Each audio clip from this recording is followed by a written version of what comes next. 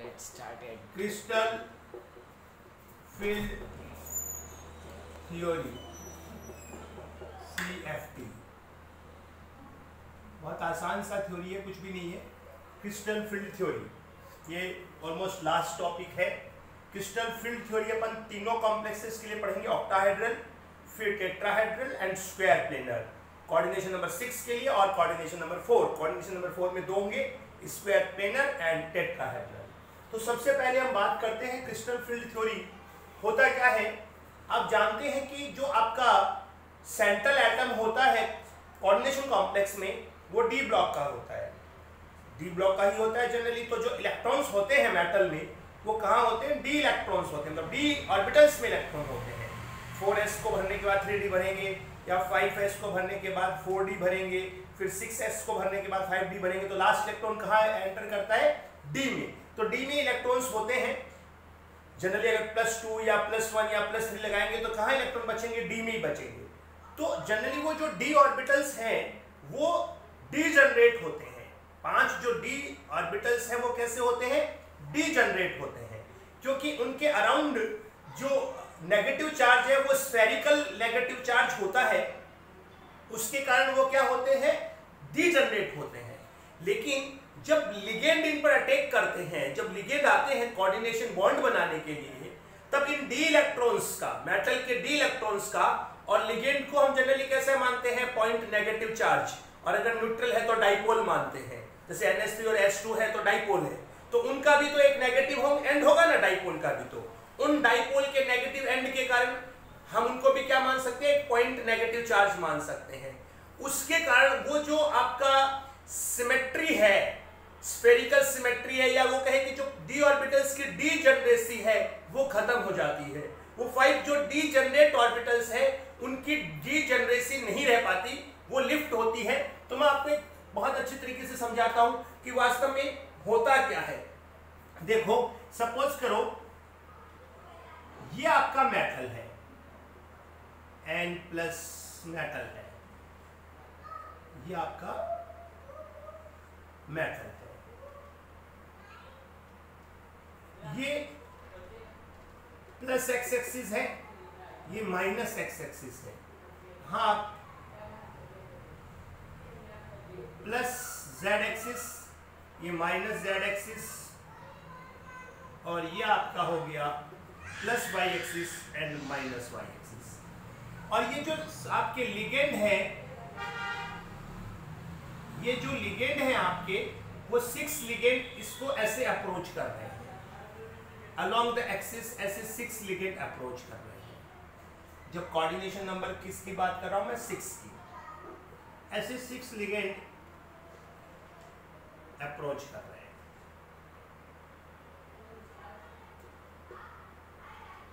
कैसे अप्रोच कर रहे हैं भाई, थोड़ा सा बताएंगे आप कैसे अप्रोच कर रहे हैं? कोई बच्चा यहाँ 12th वाला है वो ध्यान से सुने, कैसे अप्रोच कर रहे हैं। एक प्लस x एक्सिस की तरफ से आ रहा है, एक माइनस x एक्सिस की तरफ से आ रहा है, एक प्लस z एक्सिस की तरफ से आ रहा है, एक माइनस z एक्सिस की तरफ से आ रहा है, एक प्लस y एक्सिस की तरफ से आ रहा है, और एक माइनस y एक्सिस की तरफ से आ रहा है। इस तरह से ये ऑक्टाहेड्रल कॉम्प्लेक्स बनाने के लिए, ये ऑक्टाहेड्रल कॉम्प्लेक्स की मैं बात कर रहा हूं, ये 6 लिगेंड इस मेटल, सेंट्रल मेटल की तरफ क्या कर रहे हैं? अप्रोच कर रहे हैं। लिगेंड को क्या मान सकते हैं हम? पॉइंट नेगेटिव चार्ज की तरह। क्या मानते हैं हम? पॉइंट नेगेटिव चार्ज की तरह मानते हैं। और अगर न्यूट्रल है तो डाइपोल हो गया। न्यूट्रल जैसे कौन सा हुआ? NH3 हुआ, S2 हुआ, ये न्यूट्रल है, तो ये डाइपोल है। तो डाइपोल होगा तो इनका कौन सा एंड आएगा? नेगेटिव एंड, इसकी तरफ अप्रोच कर रहा है। जब ये अप्रोच करेगा तो आप जानते हैं कि इसके जो सेंट्रल एटम है उसमें जो इलेक्ट्रॉन है वो भी डी ऑर्बिटल्स में है। और डी ऑर्बिटल्स 5 होते हैं। कौन कौन से? एक हो गया आपका dx² माइनस y², ये आपका कौन सा हो गया? ये अगर x है, ये y है, तो ये कौन सा हो गया? dx² माइनस y² हो गया। ये आपका XY प्लेन में होता है, ये dz² हो गया। और तीन कैसे होंगे, ये मिड ऑफ द एक्सिस होंगे। कौन, dxy, dyz और dzx, ये मिड ऑफ द एक्सिस होंगे। अगर ये x है और ये y है तो ये xy हो गया, ये मिड ऑफ द एक्सिस होते हैं। ये दो अलोंग द एक्सिस होते हैं, ये अलोंग द एक्सिस है, अलोंग द एक्सिस है, और ये तीन कैसे होते हैं, मिड ऑफ द एक्सिस है कि नहीं। जब ये लिगेंड इन पर क्या करेंगे, इनको अप्रोच करेंगे तो जो इलेक्ट्रॉन्स हैं वो इसके कौन से ऑर्बिटल्स में है बेटा, डी ऑर्बिटल्स में। कौन से डी ऑर्बिटल्स में, इन डी ऑर्बिटल्स में है, जो कि पांचों डी जनरेट है। तो जब ये लिगेंड इनको अप्रोच करेंगे तो जो ऑर्बिटल्स अलोंग द एक्सिस हैं, जो ऑर्बिटल अलोंग द एक्सिस है वो ज्यादा रिपेल होंगे, और जो मिड ऑफ द एक्सिस है वो कम रिपेल होंगे। तो अलोंग द एक्सिस कौन से हैं, dx square minus Y square और dz स्क्वायर, वो तो रिपेल होंगे। और जो मिड ऑफ द एक्सिस है वो रिपेल नहीं होंगे। क्यों रिपेल होंगे, क्योंकि ये भी नेगेटिव चार्ज है, इसके जो इलेक्ट्रॉन है वो इन सब में है। तो हम ये मानकर चलते हैं कि जब जो 5 डी ऑर्बिटल शुरू में आपके पास डी जनरेट थे, ये डी जनरेट है, इनको ऐसे 5 लाइन से दिखाते हैं।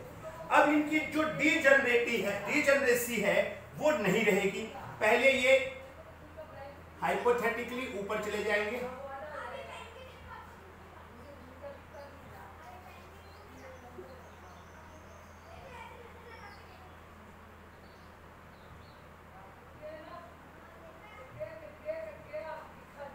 ग्रहण चालू हो गया है, सोलर इक्लिप्स।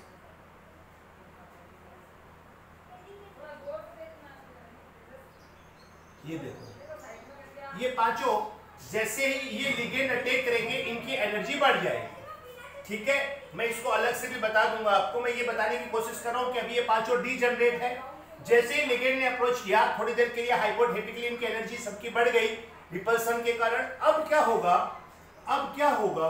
अब बेटा एक कंडीशन ये आएगी कि जो अलोंग द एक्सिस है वो तो नीचे चले जाएंगे,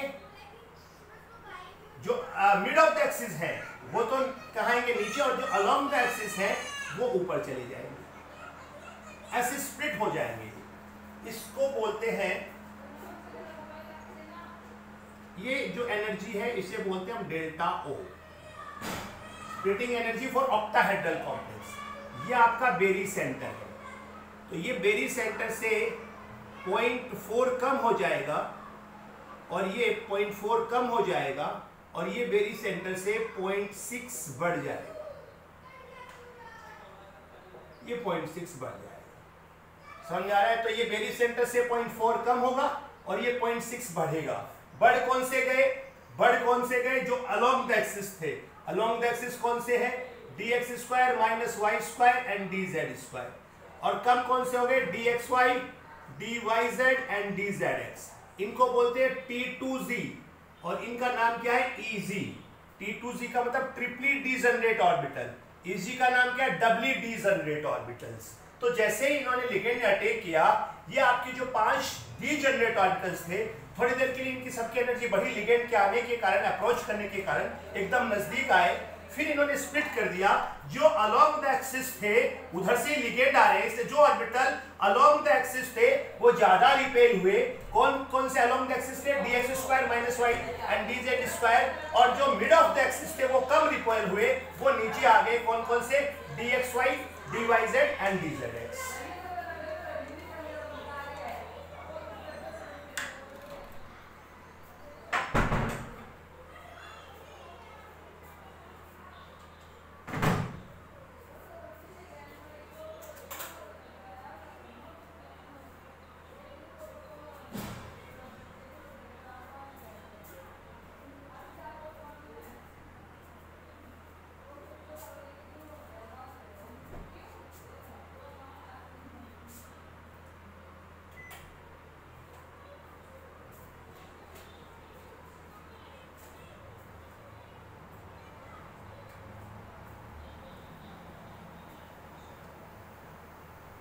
तो एक बार दोबारा समझा दे रहा हूं मैं क्या कहना चाह रहा हूं। मैं ये कहना चाह रहा हूं कि मेरे पास थ्री एक्सिस है, x axis, z axis and y axis. मेरे पास कौन सा है, x axis, z axis and y axis. मैं कह रहा हूं 6 लिगेंड अप्रोच कर रहे हैं। एक प्लस एक्सिस की तरफ, एक माइनस एक्सिस से, एक प्लस जेड से, माइनस जेड से, एक प्लस वाई से और माइनस वाई, ये जो इधर वाली है ये प्लस वाई और माइनस वाई से 6 लिगेंड अटैक कर रहे हैं। कोऑर्डिनेशन नंबर 6 की बात कर रहा हूं ऑक्टाहेड्रल कॉम्प्लेक्स के लिए। ऑक्टाहेड्रल कॉम्प्लेक्स का फॉर्मेशन हो रहा है। तो क्रिस्टल फील्ड स्टेबलाइजेशन या क्रिस्टल फील्ड स्प्लिटिंग, इससे क्या बोलते हैं, स्प्लिट हो जाता है। स्प्लिट क्यों हो जाता है? क्योंकि पहले ये पांचों डीजनरेट ऑर्बिटल्स थे जब लिगेंड अटैक नहीं कर रहे थे, लेकिन जैसे जैसे लिगेंड अप्रोच करेंगे पांचों की एनर्जी बढ़ जाएगी, यहाँ आ जाएगी। अब क्या होगा बेटा, अब जो अलोंग द एक्सिस थे उधर से लिगेंड आ रहे हैं, वो इलेक्ट्रॉन भी जो अलोंग द एक्सिस होंगे वो ऑर्बिटल्स ज्यादा क्या करेंगे, रिपेल होंगे। तो अलोंग द एक्सिस वाले कौन से हैं, dx² - y² और dz²। ये अलोंग द एक्सिस वाले हैं तो ये तो ऊपर चले जाएंगे, और नीचे कौन से रह जाएंगे, dxy, dyz और dzx रह जाएंगे। तो जब भी d2 थोड़ा सा कट गया ना, बहुत बढ़िया। ऊपर वाले जो दो d ऑर्बिटल्स हैं वो हमेशा देखना खाली रहेंगे। तो हाइब्रिडाइजेशन में जो पार्टिसिपेट करते हैं sp3d2 में, वो कौन से d, ये तो पहले फिलअप हो ही जाएंगे, dx² - y² और dz² होते हैं। तो sp3d2 में आपसे पूछे ना कौन से d होते हैं, तो dx² - y² और dz² होते हैं। इनको बोलते हैं T2z, ट्रिपली डीजनरेट ऑर्बिटल, स्पेक्ट्रोस्कोपी से आता है। और e g doubly degenerate orbitals, 3 same energy के नीचे और 2 सेम एनर्जी के ऊपर हो जाएंगे। इसे बोलते हैं डेल्टा ओ। डेल्टा ओ क्या है, crystal field splitting energy. Delta O क्या है, CFSE, crystal field splitting energy और स्टेबलाइजेशन एनर्जी। तो ये 0.4 से कम होगा, ये आपको बोलते हैं बेरी सेंटर। इस बेरी सेंटर से ये -0.4 होगा, ये बेरी सेंटर से +0.6 होगा। देखते हैं, तो ये आपका CFSE होता है। बोलो यहाँ तक किसी को कोई समझ में आया? दिक्कत है, देखो ये अलोंग द एक्सिस होते हैं इसलिए ये ऊपर चले जाएंगे, ये मिड ऑफ द एक्सिस होते हैं क्योंकि लिगेंड तो अलोंग द एक्सिस आ रहे हैं। जो मिड ऑफ द एक्सिस थे वो नहीं होंगे, इसके सामने नहीं आएंगे, इसलिए वो नीचे आ जाएंगे। इसे बोलते हैं क्रिस्टल फील्ड स्प्लिटिंग और crystal field stabilisation energy delta O. तो जो डेल्टा ओ है वो ऑक्टाहेड्रल के लिए, ओ का मतलब ऑक्टाहेड्रल कॉम्प्लेक्स के लिए, ये -0.4 होगा, ये +0.6 होगा। बोलो किसी को कोई दिक्कत? बोलो बोलो, समझ आया? बोलो इस पे किसी को कोई प्रॉब्लम है? नहीं सर, पापा पापा इतना सा कट गया। क्या कर रहा है, क्यों छेड़ रहा है तू उसको? छेड़ नहीं रही, इसकी रोशनी बहुत देखो कितनी कम है, रोशनी बढ़ा रहा। लाइट जला।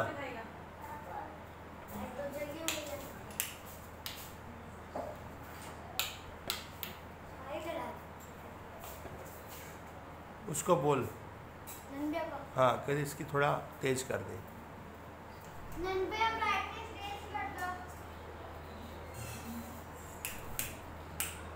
लाइट तो जला दे।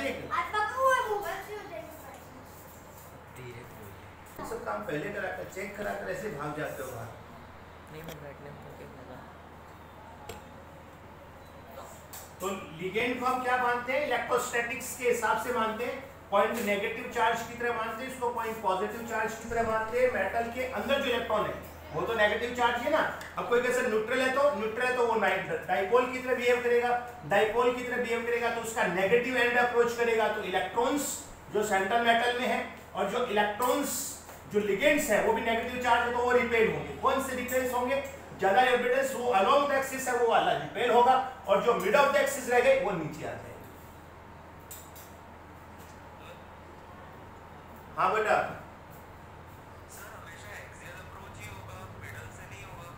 नहीं होगा क्योंकि ऑक्टाहेड्रल कॉम्प्लेक्स बनाना है ना, इसलिए मिडल से नहीं होगा। मिडल से होगा तो फिर वो कौन सा कॉम्प्लेक्स बनेगा वो बताऊंगा।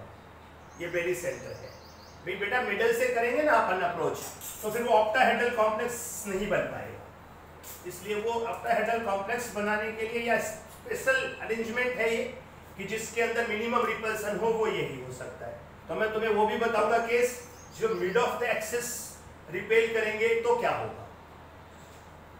तो ये ऑक्टाहेड्रल कॉम्प्लेक्स का बेसिक लॉजिक यही है कि इसी तरह से वो सबसे ज्यादा डिस्टेंस पे यहाँ पर वो क्या कर रहे हैं, अप्रोच कर रहे हैं। ये बोलते से बोलते हैं बेरी सेंटर। तो ये बेरी सेंटर से 0.6 ऊपर और ये 0.4 नीचे। 0.4 को आप 2/5 लिख सकते हो, 0.6 को आप 3/5 लिख सकते हो, कोई फर्क नहीं।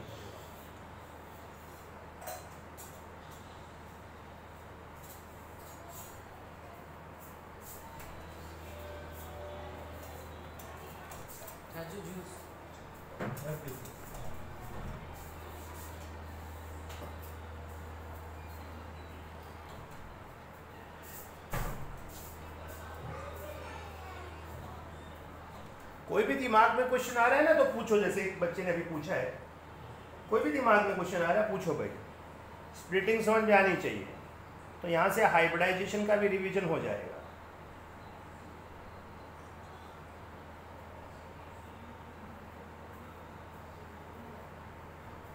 सारे वीडियो मैंने डाल ही दिए पुराने वाले रिवीजन के लिए। यहाँ तक समझ में आ गया भाई?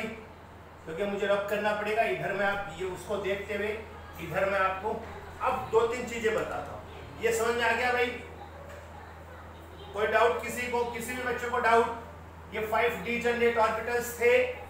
वो 5 जो डीजनरेट ऑर्बिटल्स हैं ये क्या है? मेटल के डी ऑर्बिटल्स। कौन कौन से? dxy, dyz, dzx, dx² - y² and dz²। ये पांचों मेटल के डी ऑर्बिटल्स हैं। पहले इनकी एनर्जी ऊपर होती है। ये बेरी सेंटर है, बेरी सेंटर से 0.4 नीचे और 0.6 ऊपर। 0.4 नीचे कौन से होंगे? जो मिड ऑफ द एक्सिस है, क्योंकि लिगेंड अलोंग द एक्सिस क्या कर रहे हैं? अटैक कर रहे हैं। तो ये 0.54 कौन से हो जाएंगे? जो मिड ऑफ द एक्सिस है वो कम आ जाएंगे, और जो अलोंग द एक्सिस है बिल्कुल सामने ही आएंगे, उनकी एनर्जी बढ़ जाएगी। वो कौन से होंगे? dx² - y² and dz²। ये x और y प्लेन में 2 लॉब होते हैं, ये z प्लेन में एक लॉब होता है, और एक रिंग होती है ऐसे, वो xy प्लेन में होती है। ये रिंग xy प्लेन में होती है। ये रिंग कौन से प्लेन में होती है? ये वाली रिंग, ये xy प्लेन में होती है। इसे हम बोलते हैं dz²। और ये जो dxy या dyz है और ये dzx होता है, ये मिड ऑफ द एक्सिस होता है 45 डिग्री पर, मिड ऑफ द एक्सिस। तो ये नहीं होंगे क्योंकि मिड ऑफ द एक्सिस तो आ नहीं रहे, लेकिन तो अलोंग द एक्सिस आ रहे हैं, इसलिए नीचे आ जाएंगे। कौन कौन? dxy, dyz and dzx।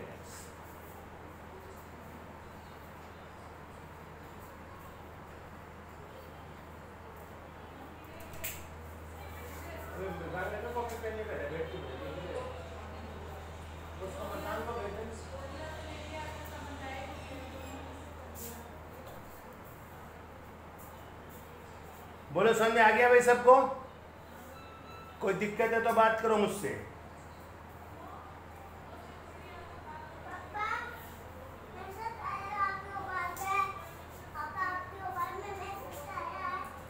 अब देखो, हम आपको इधर बैठ का नोटबुक लेके इधर बैठ जा।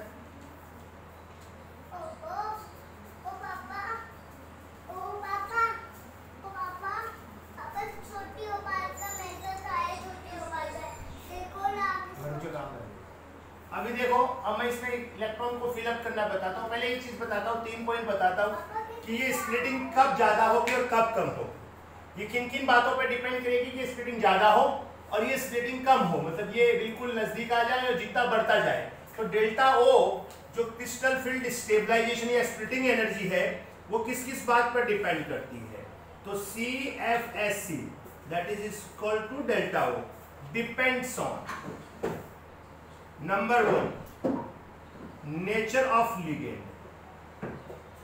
नेचर ऑफ लिगेंड, तो डेल्टा ओ किस बात पर डिपेंड करता है? पहला नेचर ऑफ लिगेंड पर। नेचर ऑफ लिगेंड का मतलब अगर स्ट्रॉन्ग फील्ड लिगेंड होगा तो डेल्टा ओ ज्यादा होगी, और वीक फील्ड लिगेंड होगा तो डेल्टा ओ कम होगा, जो कि बेसिक रूल है कि किस पर डिपेंड करेगा? स्ट्रॉन्ग फील्ड लिगेंड है। और वो तो स्पेक्ट्रोस्कोपी से प्रैक्टिकल पता चला मुझे। वो मैंने जो सीरीज दी थी ना आपको, स्पेक्ट्रोस्कोपिक सीरीज, वीक फील्ड वाली और स्ट्रॉन्ग फील्ड लिगेंड वाली याद होगी, I minus B R minus S C N minus C L minus S2 minus F minus OH minus C2O4 minus H2O NCS minus EDTA4 minus NH3 CN minus और CO। ये series थी ना, तो उसमें CN minus CO NH3 EDTA NCS minus ये strong field ligand थे, NO3 minus NO2 minus ये strong field ligand है। तो ये स्ट्रॉन्ग फील्ड लिगेंड के कारण ये स्प्लिटिंग एनर्जी बढ़ेगी। तो CFSC किस पर डिपेंड करता है? Depends on nature of ligand. जितना ज्यादा स्ट्रॉन्ग फील्ड लिगेंड होगा ये गैप उतना ही ज्यादा होगा, पहली बात। तो nature of ligand, strong field ligand होगा तो डेल्टा ओ ज्यादा होगा, वीक फील्ड लिगेंड होगा तो डेल्टा ओ कम होगा। लिगेंड स्ट्रॉन्ग है कि वीक है वो स्पेक्ट्रोकेमिकल सीरीज है, वो मैं आपको बीबीटी में बता चुका हूं, वो आपको याद होनी चाहिए, 2-3 बार लिख लेना, उससे डायरेक्ट क्वेश्चन भी आता है। दूसरा, सेंट्रल मेटल एटम और आयन, इस पर भी डिपेंड करेगी। सेंट्रल मेटल और एटम अगर 3D से अगर हम 4D में जाएं और 4D से हम 5D में जाएं तो लगभग 20 से 30% बढ़ जाता है। फिर वापस 4D से जाएंगे तो 20 से 30% यहाँ भी बढ़ जाएगा। तो जैसे ये 3D से 4D में जाएगा, आपकी ये जो क्रिस्टल फील्ड स्प्लिटिंग एनर्जी है वो 20% से 30% बढ़ जाएगी। 4D से 5D में जाएंगे तो फिर और बढ़ जाएगा। यानी कहने का मतलब 3D में है तो ये कम है, लेकिन 4D का हो गया तो और ज्यादा हो गया, 5D का हो गया तो और ज्यादा हो गया। क्वेश्चन अराइजेस कि ऐसा क्यों होता है, ऐसा क्यों हुआ? ऐसा इसलिए हुआ क्योंकि 3D से 4D में और 4D से 5D में जाएंगे तो Z इफेक्टिव इंक्रीजेस।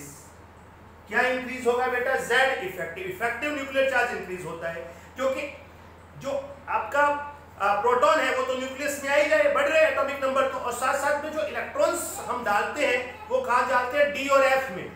इलेक्ट्रॉन्स कहाँ फिलअप करते हैं? D या F ऑर्बिटल्स में। तो F और D ऑर्बिटल्स की जो शील्डिंग है वो पुअर है, वो आप पीरियोडिक टेबल में पढ़े हैं कि शील्डिंग तो पुअर होती है, शील्डिंग तो पुअर होती है और इफेक्टिव न्यूक्लियर चार्ज ज्यादा होता है। तो इफेक्टिव न्यूक्लियर चार्ज ज्यादा होने के कारण और शील्डिंग पुअर होने के कारण क्या होता है? ये क्रिस्टल फील्ड स्प्लिटिंग एनर्जी और स्टेबलाइजेशन एनर्जी बढ़ती है, CFSC बढ़ती है। तो जैसे 3D से 4D का हो जाएगा सेंट्रल एटम 20 से 30% बढ़ जाएगी, 4D से 5D में जाएंगे मोर 20 to 30% बढ़ जाएगा। कोई पूछे रीजन क्या है? क्योंकि एटॉमिक नंबर तो बढ़ता जा रहा है। भाई Z इफेक्टिव क्या होता है? Z इफेक्टिव होता है Z माइनस सिग्मा।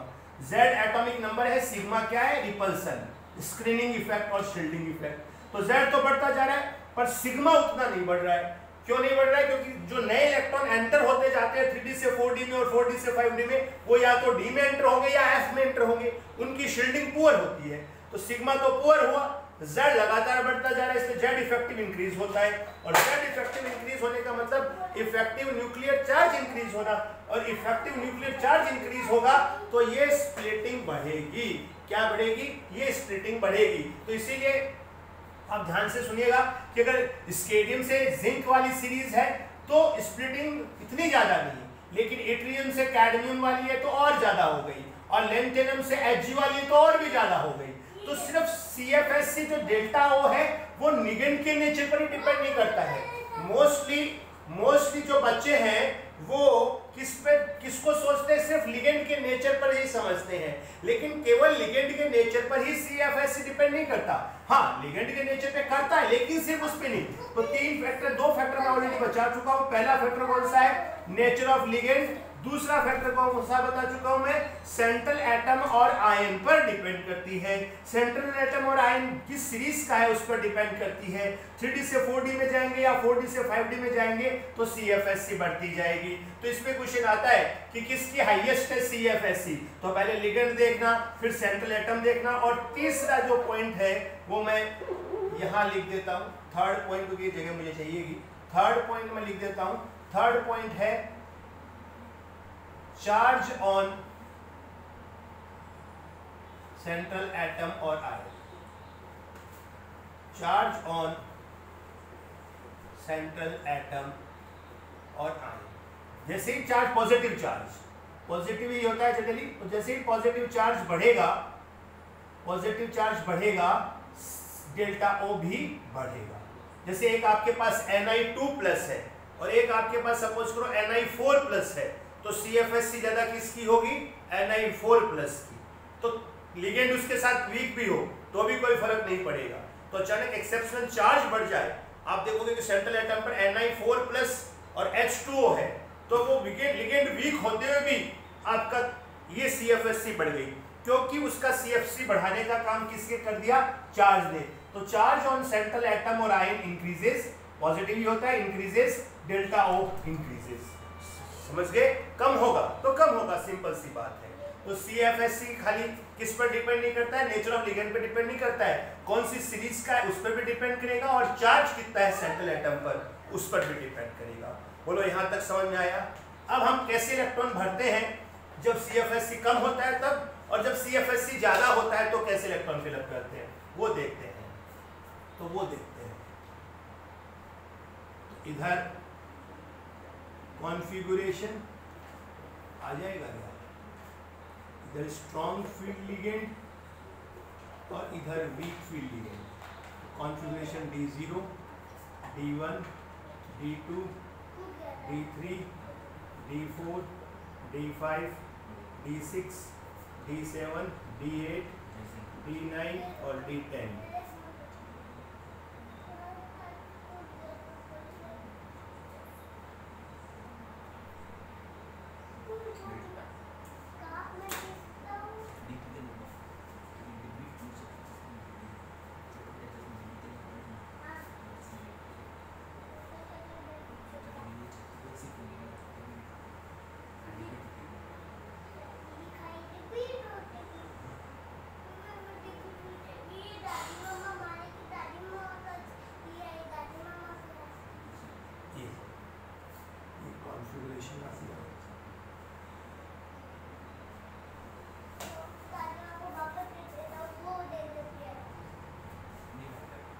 कैसे फिलअप होगा वो देखना है।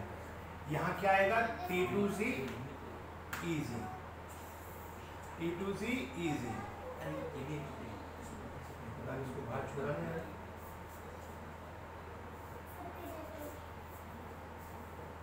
T2Z easy, T2Z easy।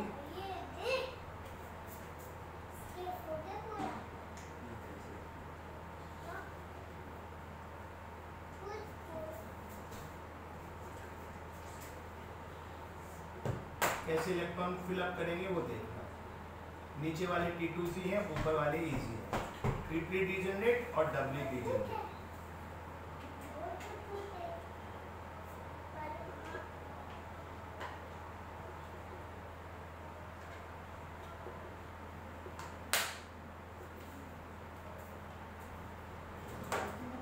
कैसे इलेक्ट्रॉन फिलअप करेंगे देखना। बहुत बढ़िया मैंने लिख दिया है।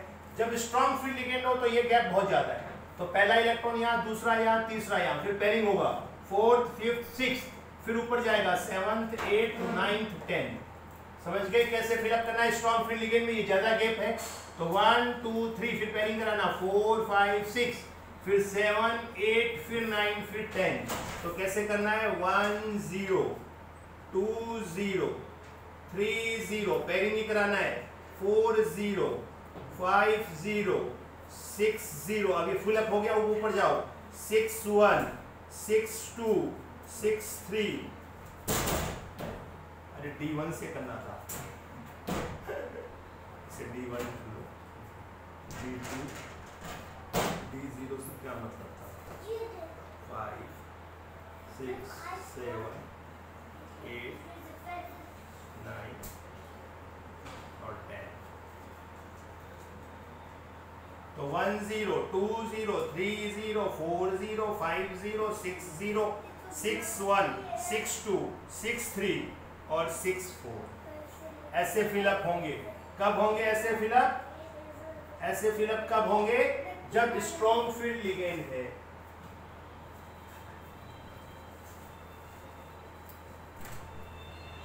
अच्छा यार, इसको तेजस को संभालने का काम नहीं कर रहा है, चल कर रहा है।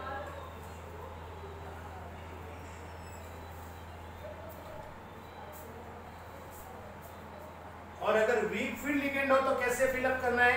1 2 3 4 5, फिर पेयरिंग 6 7 8 9 10, मतलब यूं मान लो ये नजदीक नजदीक आ गए। क्रिस्टल फील्ड स्टेबलाइजेशन एनर्जी कम है तो फिर आप कैसे बढ़ेंगे 1 2 3, फिर ऊपर जाएंगे, पेयरिंग नहीं कराएंगे 4 5, फिर पेयरिंग करेंगे 6 7 8 9 10। तो कैसे फिलअप करेंगे 1 0 2 0 3 0, अब पेयरिंग नहीं करेंगे, ऊपर जाएंगे 3 1 3 2, सब में एक भर गया। अब नीचे से चालू करेंगे 4 2 5 2 6 2, अब ऊपर चले जाएंगे 6 3 6 4।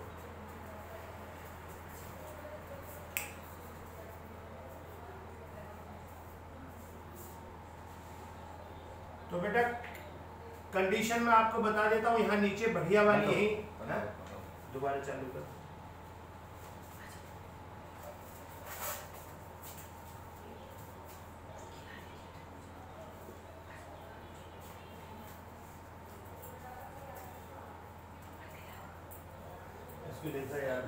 उसको बंद करने के बाद दोबारा चालू। हाँ भाई, तो ये आपको समझ में आ गया। अगर ये स्ट्रॉन्ग फील्ड लिगेंड है जिसको बोलते हैं हम लो स्पिन, लो स्पिन मतलब पेयरिंग होगा तो इसलिए स्पिन कम होगा। पेयरिंग कब होता है जब डेल्टा ओ ज्यादा हो पेयरिंग एनर्जी से, पेयरिंग एनर्जी कम हो, और पेयरिंग एनर्जी कम हो तो पेयरिंग होगा। पेयरिंग एनर्जी ज्यादा है, पी का मतलब पेयरिंग एनर्जी है, पेयरिंग एनर्जी ज्यादा होगा तो पेयरिंग नहीं होगा।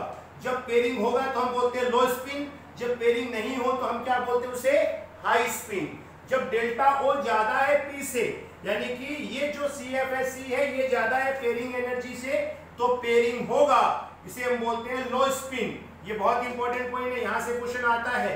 और जब डेल्टा ओ लेस देन पी है, लेस देन पी है मतलब ऊपर जाएगा 1 2 3 फिर 4 5 फिर 6 7 8 9 10, तो हम उसे बोलते हैं कि ऊपर जा रहे हैं इससे नंबर ऑफ अनपेयर्ड इलेक्ट्रॉन बढ़ रहे हैं, number of electron unpaired electron बढ़ रहे हैं तो हाई स्पिन, और नंबर ऑफ इलेक्ट्रॉन्स जो पेयर्ड है वो बढ़ रहे हैं तो लो स्पिन। यानी कि पेयरिंग हो रही है तो लो स्पिन, और पेयरिंग नहीं हो रही है तो हाई स्पिन। पेयरिंग होने के लिए पेयरिंग एनर्जी कम होनी चाहिए, अगर पेयरिंग एनर्जी ज्यादा है तो पेयरिंग नहीं होगी, और अगर पेयरिंग एनर्जी कम है तो पेयरिंग होगी डेल्टा ओ से। तो ये जो कंडीशन है ये याद रखना। लो स्पिन और हाई स्पिन में कंफ्यूज मत होना। स्ट्रॉन्ग फील्ड वाला लो स्पिन होता है, वीक फील्ड वाला हाई स्पिन होता है। स्ट्रॉन्ग फील्ड में पेयरिंग एनर्जी कम होती है, वीक फील्ड में पेयरिंग एनर्जी ज्यादा होती है। यहां तक मुझे नहीं लगता कोई दिक्कत है। एक बस छोटी सी चीज और बता रहा हूं, स्प्लिटिंग है ये स्प्लिटिंग इसको बोलते हैं crystal field splitting in octahedral complex.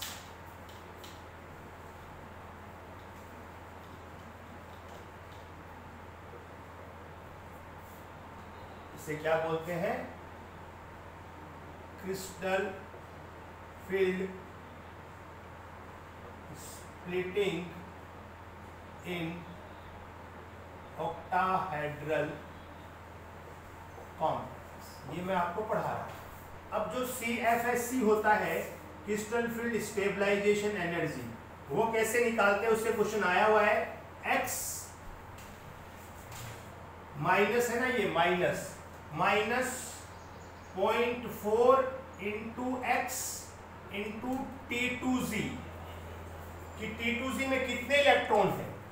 x यहाँ क्या number of electron in T2z, उसको कितने से मल्टीप्लाई कर दीजिए -0.4 से, plus 0.6 into y into EZ,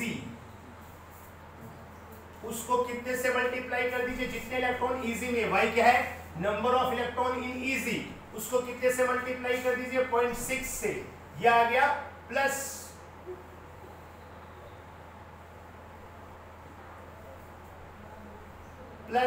कितने पेयर्ड है पेयरिंग एनर्जी ZP, Z क्या नंबर ऑफ पेयर्ड यहां पे और यहां पे दोनों मिलाकर कितने पेयर्ड कॉम्प्लेक्स है, अभी मैं बताता हूं। ये फॉर्मूला है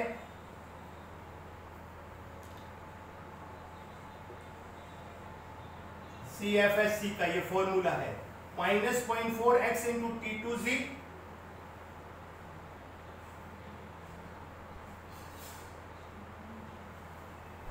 plus 0.6 into y into z plus ZP।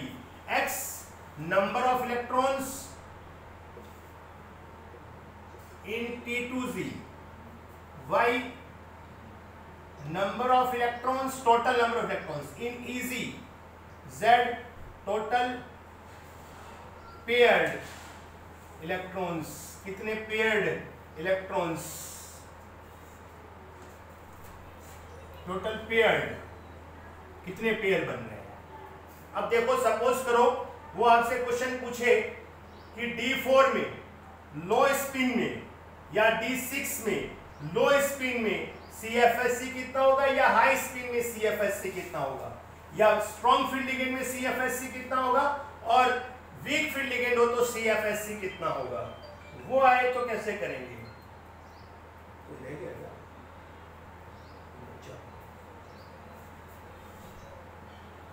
Hello, हाँ बाबूलाल,